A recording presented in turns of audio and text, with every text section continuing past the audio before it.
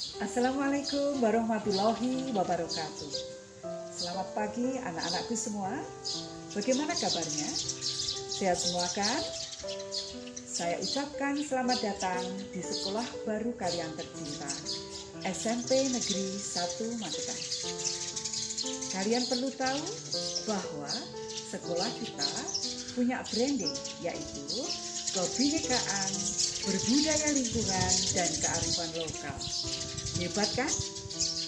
Oke, di suasana yang berbeda ini, di mana kalian mengikuti MPLS, yaitu masa pengenalan lingkungan sekolah melalui daring. Karena sekarang kita semua masih mengalami pandemi COVID-19. Kali ini, Ibu akan memberikan kalian materi cara belajar efektif. Sebelum ke materi, akan kami tayangkan sekilas video tentang puncak capaian prestasi kakak-kakak kelas kalian. Mari kita saksikan.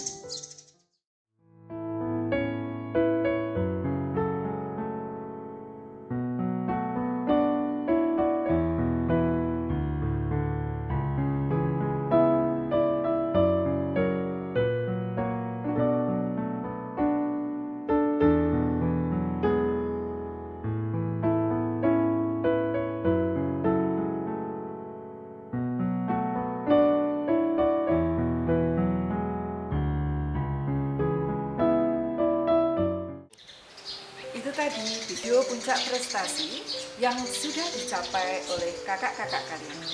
Tentunya dengan belajar yang baik dan efektif, insya Allah apa yang kalian cita-citakan, yang orang tua kalian impikan, dan yang Bapak Ibu guru harapkan akan tercapai. Nah, sekarang apa belajar efektif? Belajar efektif adalah belajar yang menghasilkan peningkatan pengetahuan, sikap, dan keterampilan. Di mana dalam proses pembelajaran mampu memberikan pemahaman, mutu atau kualitas yang lebih baik dan memberikan perubahan perilaku sehari-hari. Dan yang paling penting, dapat menghasilkan sumber daya manusia yang unggul. Ibu mau bertanya, apakah kalian selama ini sudah melaksanakan belajar efektif? Oke, berikut akan kami berikan tips-tips untuk belajar efektif. 1. Buat suasana belajar yang nyaman. Yang perlu kalian lakukan pertama adalah bagaimana cara membangun suasana belajar yang nyaman. Ada banyak cara untuk membuat mood belajar itu muncul. Di antaranya, kalian bisa belajar sambil mendengarkan musik, belajar di tempat yang nyaman, misal di taman atau di ruang ber-AC. Karena setiap siswa mempunyai cara-cara tersendiri dalam belajar. Yang kedua, merangkum pokok pembelajaran. Kalian perlu mencatat pokok-pokok pembelajaran. Kenapa? Karena jika kalian membaca satu buku, maka akan butuh waktu yang sangat lama untuk menyelesaikan. Maka dari itu, ambillah intisari dari pelajaran tersebut.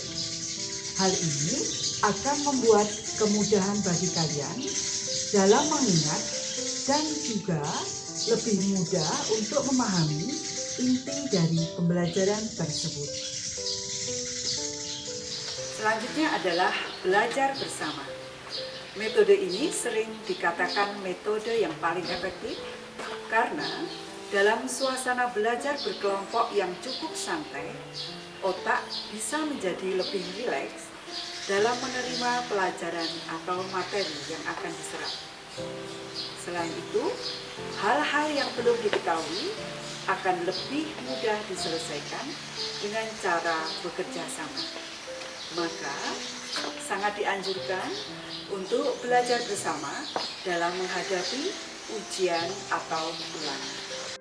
Selanjutnya adalah belajar dengan praktek. Belajar sambil praktek adalah hal yang sangat efektif. Cara belajar ini juga akan membuat kalian tidak merasa bosan. Misalnya, dalam pelajaran IPA, kalian bisa belajar sambil mengamati tumbuh-tumbuhan, hewan, atau apapun. Pada pelajaran bahasa Inggris, kalian bisa menggunakan simple past tense dalam kalimat lampau seperti menceritakan pengalaman, atau present progressive tense untuk kalimat yang sedang dilakukan.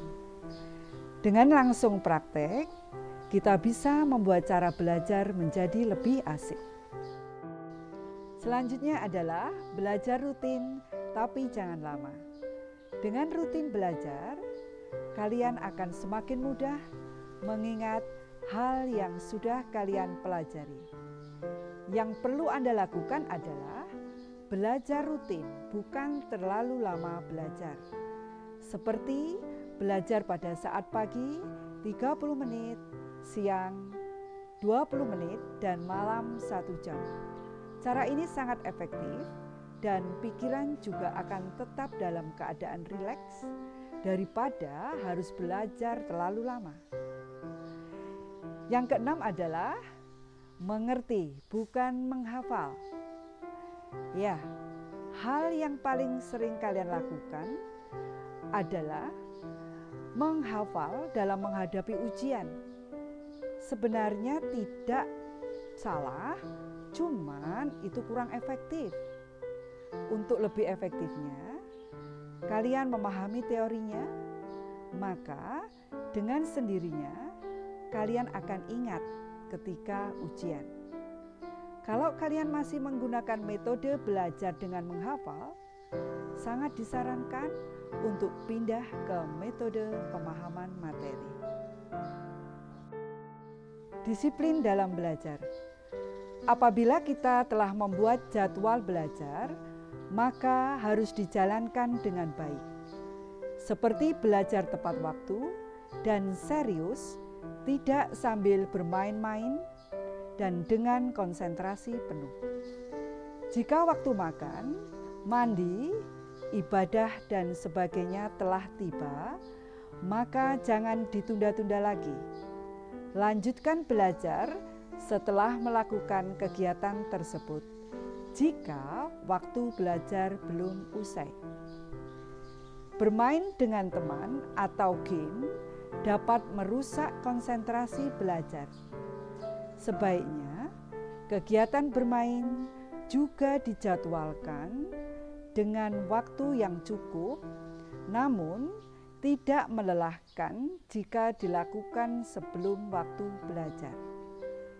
Jika bermain video game, sebaiknya pilihlah game yang mendidik dan tidak menimbulkan rasa penasaran yang tinggi ataupun rasa kekesalan yang tinggi jika kalah. Rasa penasaran akan membuat kalian kecanduan dalam bermain game, sehingga kalian akan mengesampingkan belajar, padahal belajar adalah hal yang utama. Selanjutnya adalah menjadi aktif bertanya dan ditanya. Jika ada yang belum jelas, maka tanyakan kepada guru, teman, atau orang tua. Jika kita bertanya, biasanya kita akan ingat jawabannya. Jika bertanya, bertanyalah secukupnya dan jangan bersifat menguji orang yang kita tanya. Tawarkanlah pada teman untuk bertanya kepada kita tentang hal-hal yang belum mereka pahami. Semakin banyak ditanya, maka kita dapat semakin ingat dengan jawaban, dan apabila kita juga tidak tahu jawaban yang benar, maka kita dapat membahasnya bersama-sama dengan teman. Yang kesembilan adalah hindari belajar berlebihan. Jika waktu ujian atau ulangan sudah dekat, biasanya kita akan panik jika belum siap. Jalan pintas yang sering kalian lakukan, adalah belajar sampai larut malam atau begadang atau membuat contekan. Sebaiknya ketika akan ujian, kalian tetap tidur tepat waktu, karena jika begadang semalaman akan membawa dampak yang buruk bagi kesehatan, terutama bagi anak-anak seperti kalian. Yang ke-10 adalah jujur dalam mengerjakan ulangan atau ujian. Hindari mencontek ketika sedang mengerjakan ulangan atau ujian. Mencontek dapat membuat sifat kalian curang dan pembohong. Kebohongan bagaimanapun juga tidak dapat ditutupi terus-menerus dan cenderung untuk melakukan kebohongan selanjutnya. Anggaplah dengan mencontek pasti akan ketahuan guru dan kalian memiliki masa depan sebagai seorang penjahat apabila kalian melakukan kecurangan. Kalian ingin menjadi orang baik kan? Oke, mulai sekarang bersikaplah jujur. Jaga integritas dengan menghindari kecurangan. Selanjutnya, jangan malu untuk bertanya. Selalu ajukan pertanyaan kepada guru apabila tidak mengerti tentang sesuatu hal. Dengan bertanya akan membuat kalian lebih dewasa. Ingat, malu bertanya sesat di jalan. Malu bertanya akan membuat kerugian yang besar pada kalian sendiri. Dan yang ke-12 adalah kerjakan PR. Kerjakan PR dengan baik. Jangan selalu mencari alasan untuk tidak mengerjakannya. Jangan malas mengerjakan PR dengan alasan lupa atau menunda-nunda mengerjakannya.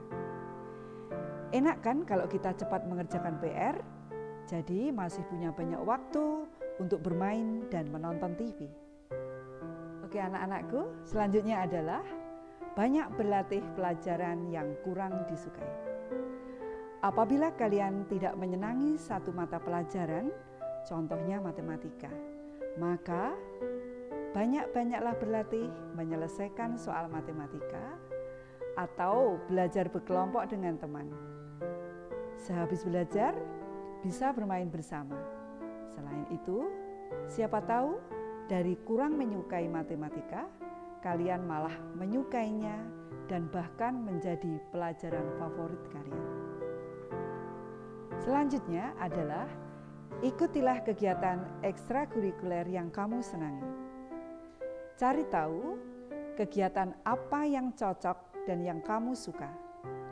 Contohnya, apabila kalian suka pencaksilat, cobalah untuk mengikuti kegiatan ekstrakurikuler sekolah dari kegiatan tersebut, sehingga selain belajar pelajaran yang diajarkan di sekolah, kalian juga dapat menyalurkan hobi. Di sekolah kita ada banyak kegiatan ekstrakurikuler. Kalian tinggal pilih saja. Ada ekstra bahasa Inggris, olimpiade matematika, sains, karya ilmiah, komputer, seni lukis, seni tari, dan beberapa cabang olahraga seperti bola voli, badminton, futsal, tenis meja, dan sebagainya.